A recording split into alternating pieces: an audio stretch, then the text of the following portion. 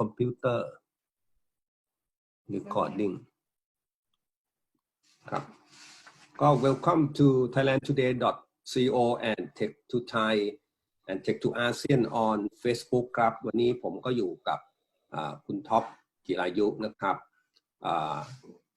Thailandtoday.co and Tech to Thai and Tech to ASEAN are English website นะครับ for technology and other news in Thailand and other countries.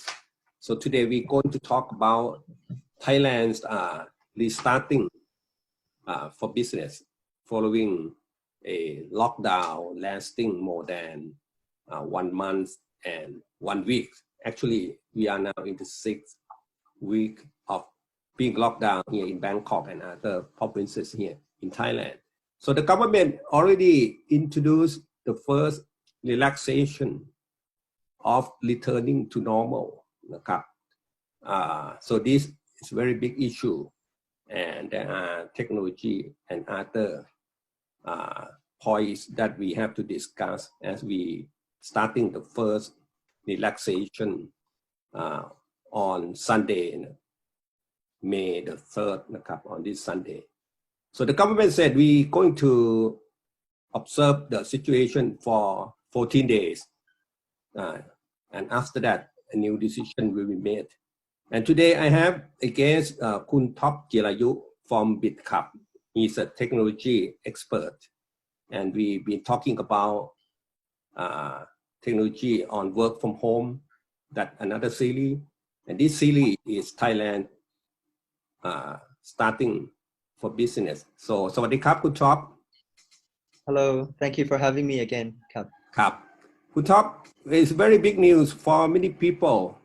Everyone is hopeful that we have a chance to return to some degree of normalcy.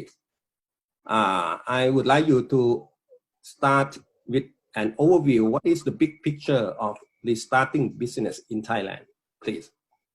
Sure. Let me give you a quick macro overview of the current situation.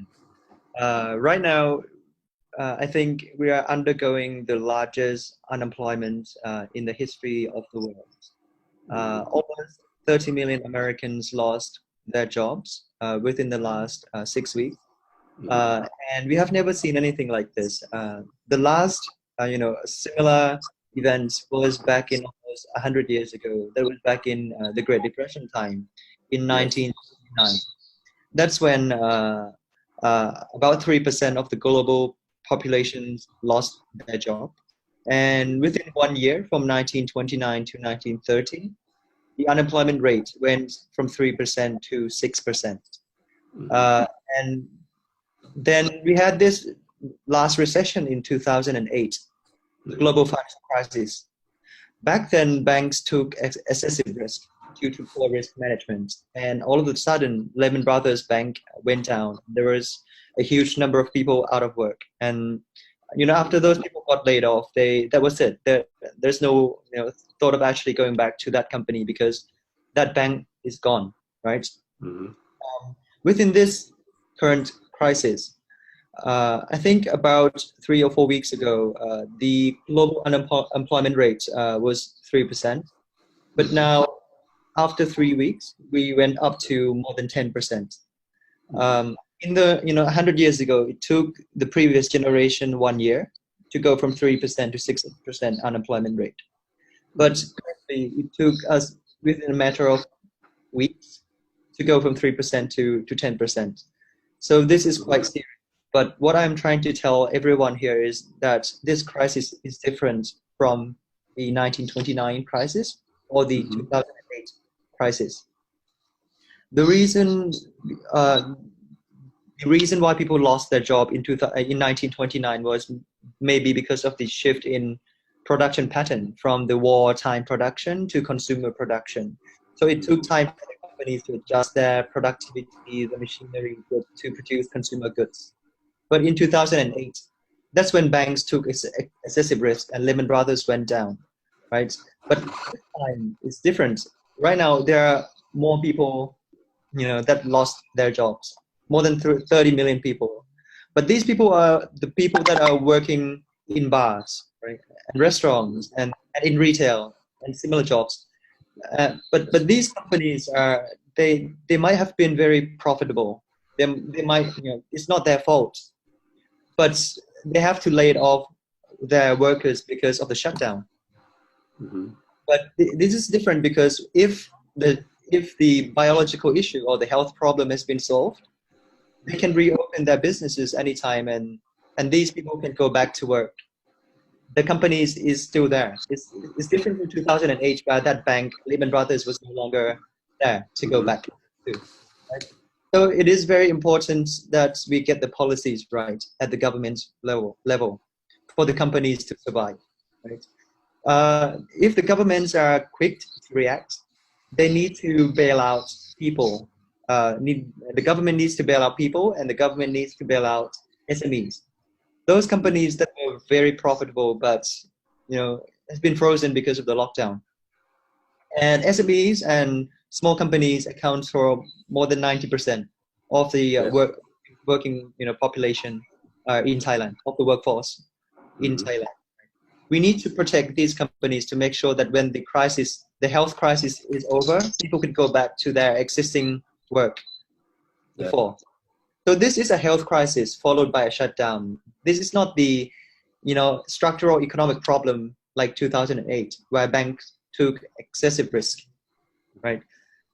And, finance can cure finance, but finance cannot cure biological problem. They are two different things, and speed matters. So, in the last few weeks, I think the U.S. government signed off the stimulus package bill it was at the end of March to bail out small companies and people, right? And we've got about 350 billion in bridge financing to small businesses. Right? But that's not enough, because we need to the funds needs to be deployed quickly in a matter of weeks. If we take months, companies will go out of business soon, because I think within a few months, SMEs are running out of cash. So the government reacts very quickly in providing bridge loans, right, to bail out companies that they might have been very profitable before the shutdown. Could talk in the case of the Thai government, what is the performance so far in bailing out businesses, big and small, in your opinion, for Thailand? Sure. I would say the experience is not as great. There is a lot of margin of errors. Because the main reason is because we're not quite there yet in terms of technology for the distribution of payments. For example, in 2008, when the government bailed out banks, it was very easy to call up 25 CEOs, banking CEOs, in one room, and hand them checks. Here's your checks. In one room, 25 people. That was easy. But this time, government needs to bail out companies, 90% of the economy, SMEs, and the people, right? And for example, in Thailand, we're handing out this 5,000 baht benefit to the people. But without a good system, people are complaining. There is, people complaining everywhere that, I should be the one that deserves the 5,000 baht. Subsidiaries from the government, but didn't get that money. But instead, some people that didn't really deserve the money ended up with that 5,000 baht because the system is not ready. This is at bailing out at the people's level. But if you look at the company's level, if the government to take the next step, right now the Bank of Thailand is issuing out bridge loans, soft loans, to extend the runways of SMEs that are running out of cash soon. But the only way that the government can do this is to go through commercial banks, right? Not every companies in Thailand can go to the Bank of Thailand. The commercial banks must be responsible to give out bridge loans, right? To distribute the bridge loans to SMEs to bail them out. But the issue is that the current system is not great in terms of technology. It takes time for the commercial banks to do due diligence, to study the companies properly. did this company deserve the fund? Did this company, should this company get the fund? Should he not get the fund? So it takes time for commercial banks to assess the risk. But this crisis, we cannot wait for months. The funds has to be deployed within a few weeks maximum, because in a few months, SMEs will run out of cash, and they are crucial to our supply chains. So banks in Thailand are now accepting this margin of error in exchange of time, because they cannot wait for long. They must accept a margin of error by giving out loans to some companies that didn't really deserve the funds, but in exchange of time, because we need to act quickly, right? So I think this is the current issue in the Thai markets, in the Thai economy. The government is trying to bail out people this time at the bottom half of the economy, but we haven't got the system to distribute funds effectively in a timely manner. Or when the government tries to bail out small companies, which is 90% of the economy, we haven't got an appropriate system to distribute funds. We have to do it via commercial banks, and these banks would take quite a few months. What technology can solve this problem from your point of view? Sure. So I think the first technology that would help for sure is digital currency, right? If you think about it, if we are still using paper money, people would need to line up, on the street, and this is not great in terms of during this time infection, right? They're risking their lives to get infected, to get this 5,000 baht. And with the paper money system, you cannot track. There's no accountability of who should be getting the funds, who should not be getting the funds. You cannot trace any of the transactions effectively. With the arrival of Libra or digital yuan for China, right? They're creating their own digital currency, or even in America, Libra is pushing. If we have digital currencies in place, we can, in a matter of seconds, distribute the 5,000 baht to the appropriate group of people. We can tag them by, tax ID or national ID, and within a matter of seconds, these people would get the money right away. So this is a very good, system to distribute the funds, but we need to convert cash or money to go fully digital first. Do we have any kind of digital baht at the moment, and what if there is no prospect? What is the action that the Bank of Thailand should do about digital currency? Sure. I think the Bank of Thailand is working on the digital baht right now. They currently have a team of 30 people working in a new team. That they set up a new team called Digital Currency Team, or internal team, right? Yeah. And right now they're hiring more developers to join the Bank of Thailand, and I think almost everywhere, nearly almost every central banks around the world are secretly studying or researching about cryptocurrencies. I think even the head of IMF or the World Bank came out and said, if your central bank is not exploring, or if not is not researching into cryptocurrencies, you're too late. This is too late. You have to act now, right? So I think a lot of central banks around the world are secretly exploring, researching, or at least have a team to study, or doing proof of concepts on digital currencies now. But a clear example is China. They're moving so fast.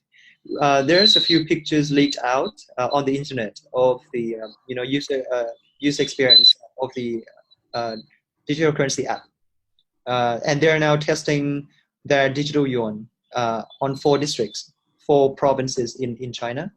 And I think the provinces, they started to pay the workers 50% of their paychecks of their salary in cryptocurrency, in digital yuan now. And 19 companies in China are joining this this beta test project, and they're very fast. How the money is used could top in China? digital yuan, how the receiver use that digital currency? There's an app that's so digital yuan is created on the blockchain, right? Could be a consortium or private chain by the People's Bank of China, a government bank, right? And then different commercial banks or social banking's app like WeChat, Alipay, Tencent, JD, and different commercial banks in China, they can develop an app on top of this digital yuan. And people can use different apps. The user experience can be different, right? User interface can be different, but the underlying technology is blockchain, and people can transfer remit funds across different applications. What about the value of digital yuan? Is the same to fiat money, paper money in yuan? Yes, it's actually it is acting as purely a digital representation of the physical yuan, meaning that every digital yuan issued, there must be a physical yuan in a 1-to-1 ratio manner pegged in a saving account at the Central Bank of China. So they always peg the value of digital yuan to a physical yuan in a 1-to-1 ratio manner. So, so you cannot call it inflation. So this is the same thing that the Bank of Thailand is working on, right? For digital baht or the internal project. Yeah. So there are 4 different phases that we are working for Thailand. Right? The Central Bank of Thailand is working on. For the first phase, what the Bank of Thailand did was that they created the Internon project, a private blockchain called Corda. They're working with a group called R3CEV, and they're creating this private blockchain or consortium blockchain that is used between commercial banks to solve the interbank transaction issues. Currently, we're using this botnet system that came out in when the internet first arrived. When you're transferring money on Friday, the money arrives on Monday because this central bank doesn't work on weekends, right? This is the botnet system. But with the blockchain system, the different commercial banks can transfer funds between each other without relying on the intermediaries or the central bank. They're using holidays. No holidays. Yes. So when you're transferring money on Friday, the money arrives on Friday. Saturday, the money arrives on Saturday. You do not need to wait, for the weekends or for the funds to arrive on Monday. So that was the first project that we did, in Thailand. The second phase was that they did the digital bonds with the Ministry of Finance, and my company helped on the first phase also to create a mobile app interface, digital bonds project. So we are digitizing government bonds and corporate bonds from paper based to digital based interface, and they're now in the POC phase. In the future, the ticket size for participating into the government bonds or corporate bonds would be very small. Currently, when we want to participate in the government bonds or corporate bonds, we need to have at least 100 million, 200 million ticket size in order to participate, right? But with this arrival of digital bonds, the ticket size can be very small. You can buy a fraction of this digital bond because everything is digital now. So meaning that you can buy 1,000 baht or worth of digital bond, you can buy 100 baht worth of digital bonds. You don't need to have 100 million, 200 million ticket size like in the past. So this is a second phase that we did in Thailand, right? And the third phase that the Bank of Thailand did was, I think, a few months ago. They did a project with the Central Bank of Hong Kong. So in Thailand, we call the project Internon, right? But in Hong Kong, they call their project Lion Rock, named after the famous venue of each country. and they're connecting between the two, using the blockchain to connect between the two central banks to make sure that we can transfer cross-border transactions, international transfer within the two countries using the blockchain technology. But this is a B2B transaction. This is not B2C. So only big banks are joining the network. Thailand and Hong Kong funds. banks. You're talking about Thailand and Hong Kong banks, right? B2B. Yes, it's the initiative from our Bank of Thailand with the the Hong Kong Central Bank. But they will open this pipeline for commercial banks in Thailand and in Hong Kong to join. So different banks in Thailand and different banks in Hong Kong can remit money between each other in a frictionless manner using the blockchain technology. But this is limited. When they have started or when they're going to do it? So they have finished the POC, proof of concept, already, but this is not live in production yet. So I think it will take some more time for them to test out this product for stability, for security, and I think off until this is fully launched publicly. But this service is very limited to just commercial banks, right? Normal retailers, retail customers cannot get on this blockchain.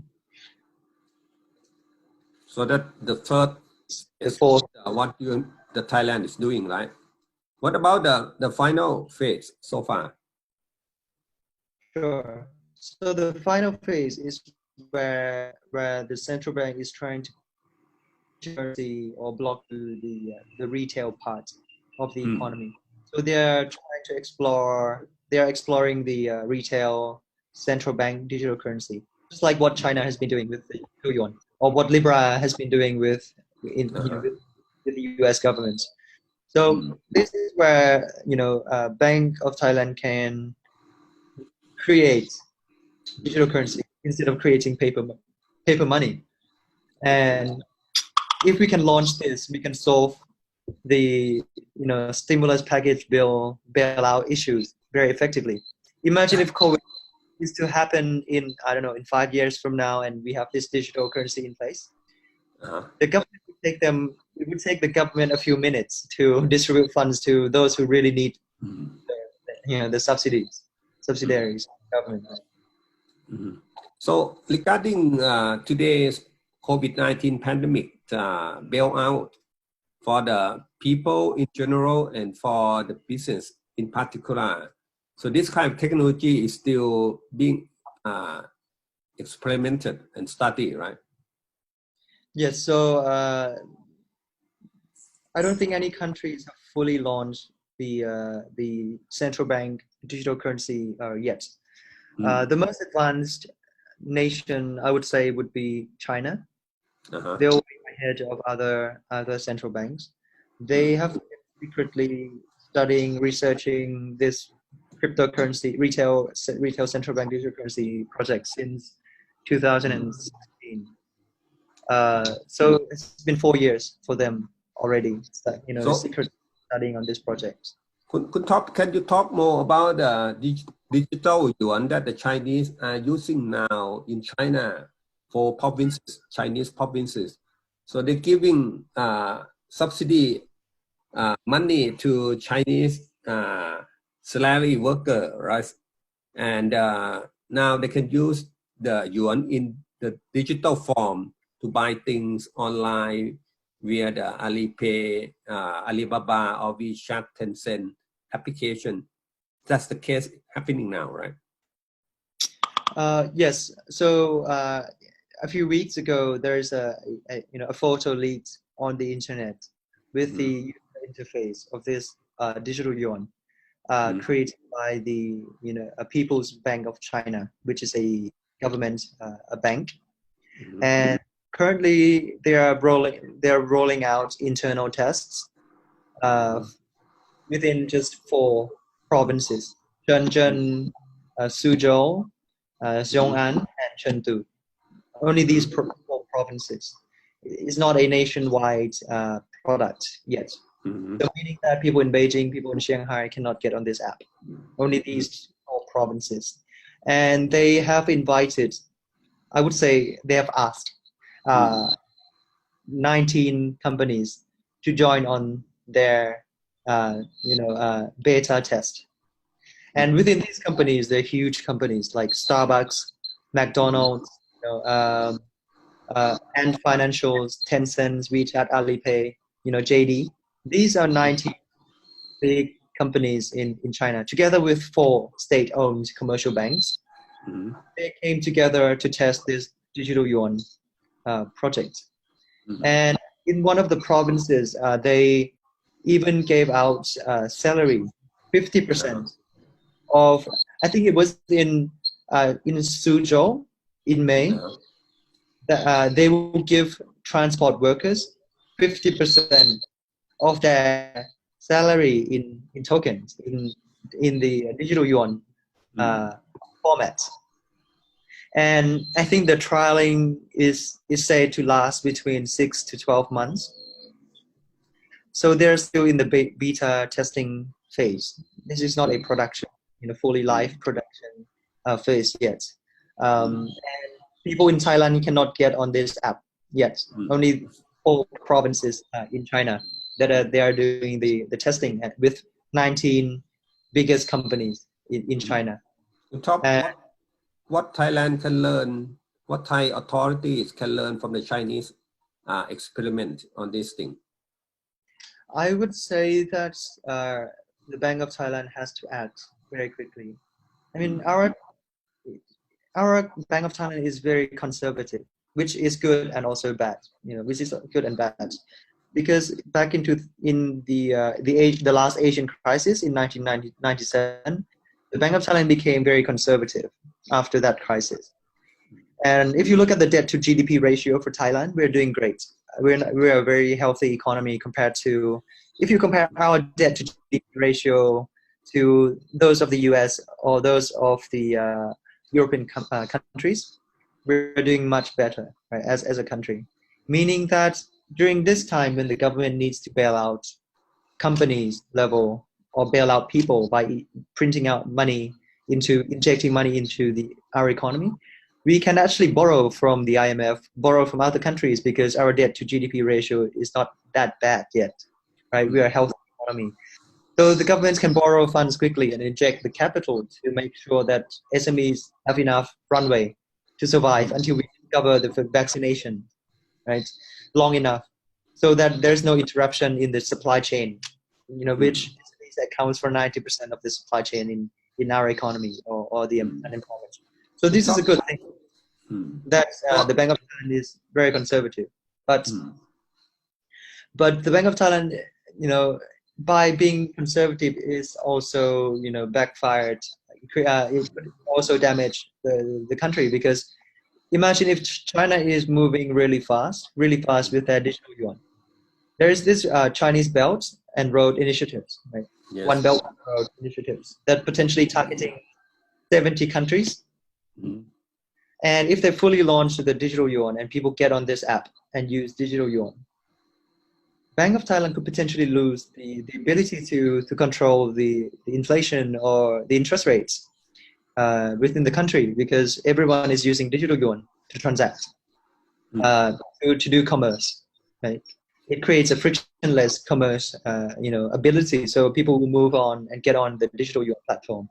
And eventually the Bank of Thailand would lose this ability to control inflation or interest rates or capital outflow, inflow of the country. So I would urge the Bank of Thailand to act quickly and create a national baht digital currency soon. Could talk how soon you think the digital yuan will be practical? So the bank, sure. So I think the Bank of China said they will launch the digital yuan in 2022 Olympics game in China. So in 2 years, fully launch on the Olympics game in the year 2022. China is moving much faster than we think because could be ahead of schedule. Could be ahead of schedule. Unlike Libra, people are still fighting over this project and arguing with this project. Lobbying everywhere. China, they're like ordering this down. We need to be the leader in the blockchain system, and they're moving. Could talk regarding the the soft loans for Thai SME. You think how soon the government can distribute the money to businesses hit hard by the pandemic in Thailand? Sure. I would urge the Bank of Thailand to do this as soon as possible. Within a few months, most of the SMEs will run out of cash. And not just SMEs, the people will be running out of cash soon because millions of people lost their jobs. Yes. Because of the interruptions in the supply chain, right? Because of the shutdown. And this will create, riots or protests. And this seen at the finance ministry offices on TV, right? Yes, so people are complaining, right? They all came to the Ministry of Finance and protest. I should be the one getting the 5,000 baht, but why did you not give me? You gave someone else who didn't really deserve the funds because completely, the system is not ready for Thailand to distribute the funds effectively. So we need to be quick, nimble, and not very bureaucratic. Speed matters. There are plenty of scenarios where policy response could be inefficient or too slow or too bureaucratic, and this triggers a very long recession, if not a depression. But we need, if we act quickly, we could recover from this crisis. With the economy stopped, that causes other types of hardships. The longer we shut down the economy, and we need to have enough capital to make sure that SMEs have enough runway, and people can afford to live long enough until we discover the vaccines. Right?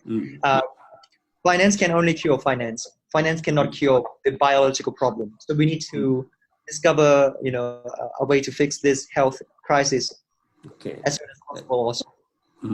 Could talk on the bailout issue for the average people and for businesses. What kind of technology is being used by Thai government, and what improvement they should do to be more efficient, to be more speedy? Sure. I think right now the mobile banking applications in Thailand has gone out a lot since this COVID crisis. A lot of people are getting online, and commercial banks see rise in the usage of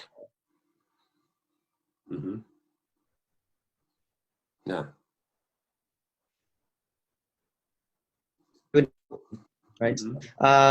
On average, the mobile phone penetration is 144%, meaning that for every one person, we have an average of 1.4 phones per person. We are more, and also with the internet access, right now 57 million people has access to the internet, which accounts for around 82% of the economy. So we are doing a very good job at providing internet access and mobile phone device. And we're social media users also. 49 million people out of 70 million people have their social media accounts, which accounts for 71% penetration. And government is trying to tap on this existing infrastructure to provide funds quickly, right? Via PromptPay, technology or mobile banking applications. And I would say commercial banks in Thailand are doing a very good job at providing bank accounts for the Thai people. The banking penetration in Thailand is around 72%, which is second highest in this region. The best performers in this region is Singapore. Singapore is number one, at providing bank accounts to their people. They're at 98%. For us, we are at 72%, which is the second highest in this region. Third is Malaysia, 66% bank penetration. We're not doing so great in terms of credit card penetration. We're penetration. Singapore is number one in the region, 37% credit card penetration, meaning that people cannot get access to funding, but they have access to bank accounts. So government can provide funds to those with the bank accounts, but those without the bank accounts, we call it the underbanked, they need to line up on the street to get this cash, right? Because we're still using paper money. If the government puts on digital currencies, these people can get their funds quickly, without, regardless of whether they have a bank account or not. They could be using Line, they could be using M-Pay, they could be using True Money, and they can get the the funds, the bailout funds quickly from the government, without the need of having a bank account, right? So I think this is the next. Could talk what are the technology issues for bailing out businesses, big businesses and SMEs? Sure. I think a great example is there's a company called My Bank in China. They've been around for 4 or 5 years, and this bank already has over 100 million customers. And I think this is one of the banks under Jack Ma, the Alibaba founder, right? Within My Bank, they can deploy loans within 3 seconds. For us, it will take a few months for the banks to manually assess the risk, to study the company, do the due diligence. But for My Bank, it took them 3 seconds to release the loans, and a total of 0 employees.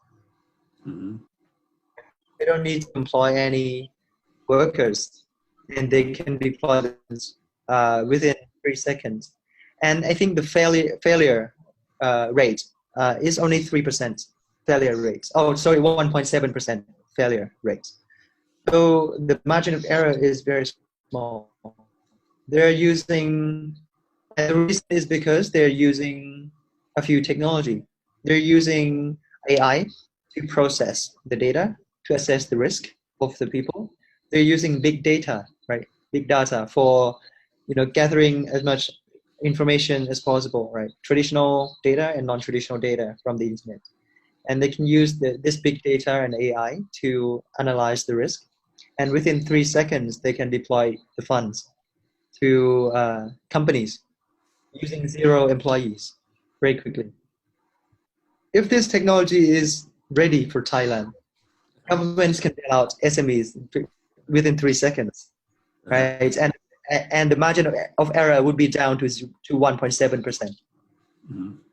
So any efforts to do similar things in Thailand? I think I would have to say that, K-Bank and SCB are the 2 banks that are moving really fast in terms of, innovation and disrupting themselves. They set up they spin off a technology arm under their company to innovate new technology for the firm. And I think we're moving towards that direction. But Thailand is a very small country, a country of around 70 million population. The environment doesn't force us to build, to test us on the scalable technology yet. Unlike China, they're a country of almost 2 billion people.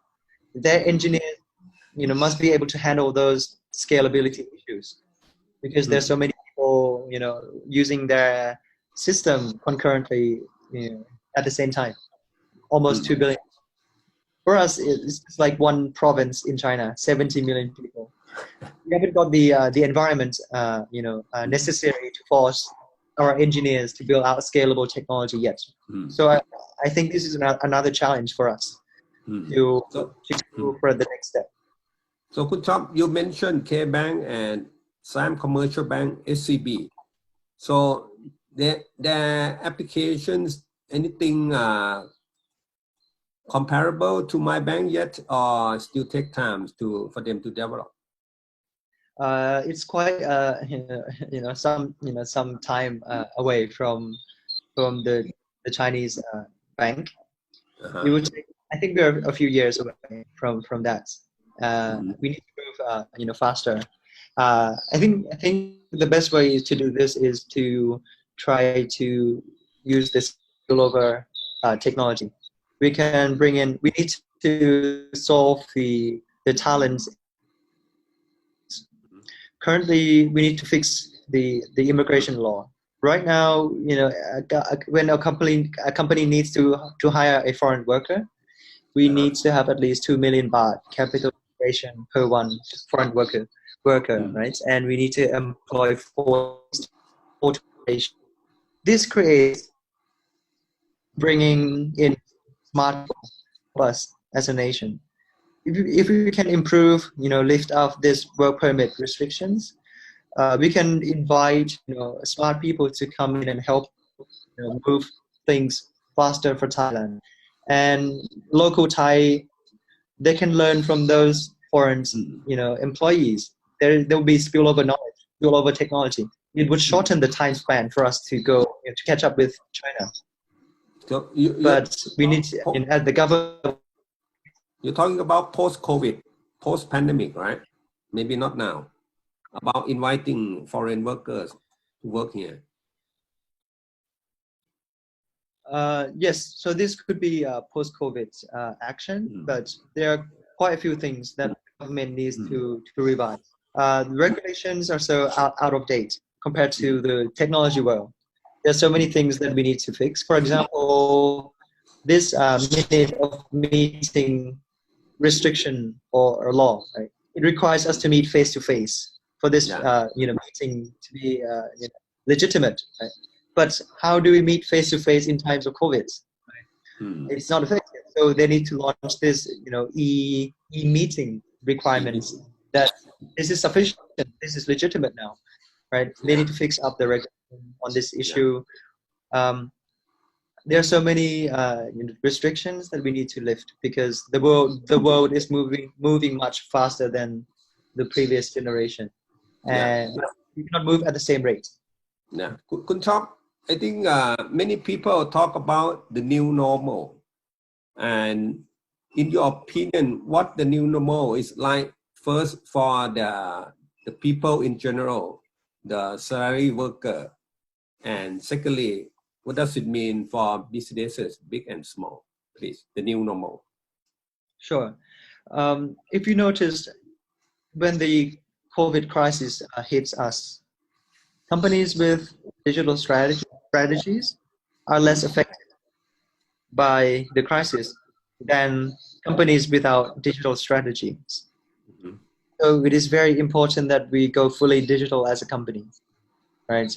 As an organization, even at the government level, at the private level, or even at the employees level. We need to learn new skills. There's a new consumption pattern being formed. So, entrepreneurs, business owners must be able to spot new consumption habits, consumption trends, right? Look what people need help with so they can pivot, so we can pivot our business model quickly. We can help customers and they can help us in times of crisis if we can pivot the business model quickly. So we need to be able to adapt to the new normal and spot new consumption trend being formed in this crisis. For one thing, obviously, there's an upcoming trend of what we call the low touch economy, meaning that people would be isolating themselves more. Sharing economy won't be as popular because people are paranoid about getting affected, even post-COVID. Right? Things like co-working co-working space would no longer be. People would prefer private offices, right? Things like car sharing, anything with the sharing economy would get affected for sure, because people would become more conservative, and there will be a rise in the low touch economy. We must be able to deliver our services online, our products online, or within a distance, keeping social distancing in place. So that's for sure we become a new normal for some time, until we fix this biological crisis. If you see the Wuhan province in China, they're back on their feet. They're reopening up their economy. But if you see their restaurants, no one is still eating out in a restaurant, because they're still scared. They're still afraid of getting infected. And there are a lot less people going and eat in a restaurant, or even if those that came and eat in a restaurant, there is a clear section separating peoples between tables. So there's a rise in the low touch economy for sure, and more companies would go fully digital. More and more companies. We call it forced disruption. There are other ideas and services that within the companies, people have been pushing for quite some time. For example, going on clouds versus private server, right? It may take a company a few years to convince the management, or the board of directors, the CEOs. With this COVID, it creates forced disruption. The management would be approving this cloud right away, right? Or even you're coming back. Going online education, you said the pandemic forced many things, including education, to go online. Please continue. Sure. So even universities or school, they are opening up soon for the students to start their semesters, term time. But we haven't fixed this biological crisis yet. So there will be a rise in online learning, online education, online conference, for sure. This is going to become a new normal, right? People get used to learning things online, interacting with professors, lecturers online, and this is going to be it will change the way we learn things in the future. Or even the delivery industry. There is a rise in e-commerce actions in Thailand. People are starting to trust e-commerce platform more. People start to order things online, get their services done online, get their products done online more and more. So it is very important for companies to spot the new consumption habits, because this crisis is going to be longer than 30 days, and if people do this same thing for 30 days, it will become a habit for the customers to go online. So business needs to go online, and the digital economy will be much larger. This is a forced disruption. So you are saying, like many other people, that this is probably the biggest disruptor. I mean, the disease, the virus, is the biggest force for people to change to online and digital way of life and way of doing business, right? Yes. So this is a big disruption for people across different levels. We haven't seen anything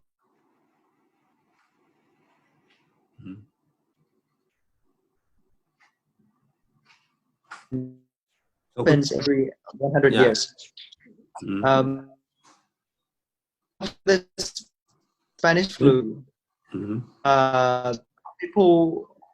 people aware that it is important to have this pandemic prevention and resources went into this pandemic prevention. But after a while, we seem to forget the importance of this, and resources are being allocated to other industries. It's been 100 years. So when another pandemic arrives, we're not fully ready. As a nation, as a country, everywhere around the world, and this creates panics and and disruptions across different levels. So we are not fully prepared yet as a nation. And sure. Yeah. So Top, my final question is, what your advice on the first relaxation of lockdown in Thailand? Maybe in a couple of minutes, can you summarize for our audience your observation, please? Sure.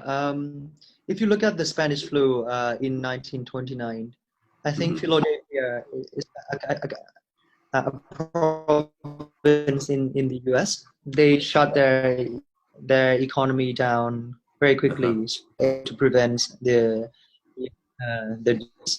but once they reopened their economy, came up the number. So I foresee in the short term there'll be a rise in numbers again, but not as as bad as in previous months. But if you look at the post-COVID economy, personally, I am very positive, because the US government, they just signed $2 trillion stimulus bill at the end of March. They're injecting a lot of money into the economy, much more than 2008, when the government was bailing out banks in 2008. Even though our economy now is 50% larger today than it was in 2008, we are printing out way more money, right? I think Germany's aid package is about 20% of their GDP, almost double the size of the US. So once we found, once we find the vaccination or how to fix this health crisis, there'll be much more money, in circulation, and the economy would recover like a rocket ship, just like 2008. Post 2008, the economy recovered like a rocket ship. In the last 10 years, we saw prosperities everywhere, right? So within this, post-COVID economy, would see the same large. The amount of money injected is way larger than what we did in 2008, what the government did in 2008. There'll be more money in circulation, and there'll be a rocket ship recovery, and there will be prosperities everywhere. So I think it's very important not to let people go, because once the economy is on its feet, you can service customers right away. You don't need to start from zero again. So I think hang in there. Usually within 6 months to 1 year, we would discover the vaccines. Right now, the technology or the communication is so advanced around the world now. So we can communicate effectively with the technology. We may be able to discover vaccination much faster than the previous generation, and the economy might get back on its feet much faster with a lot more money in circulation. So I am personally very positive post-COVID. So, Top, thank you for your optimistic conclusion that give a lot of hopes to many people that the recovery will be quite significant, like a V-shape, right? Some people would have said that due to a lot of injections of liquidity into the Thai economy, the global economies. So thank you for your time, Top, about your comments, ideas, and advice on the first relaxation of lockdown in Thailand. So Thailand is going back to business. Our economy reopens, and business going to restart this Sunday. So this is our first part of a series on Thailand restarting for business, and we hope to talk to you again another time on this. And thank you again from thailandtoday.co and Tech2Thai website. Bye bye. Good talk. Thank you.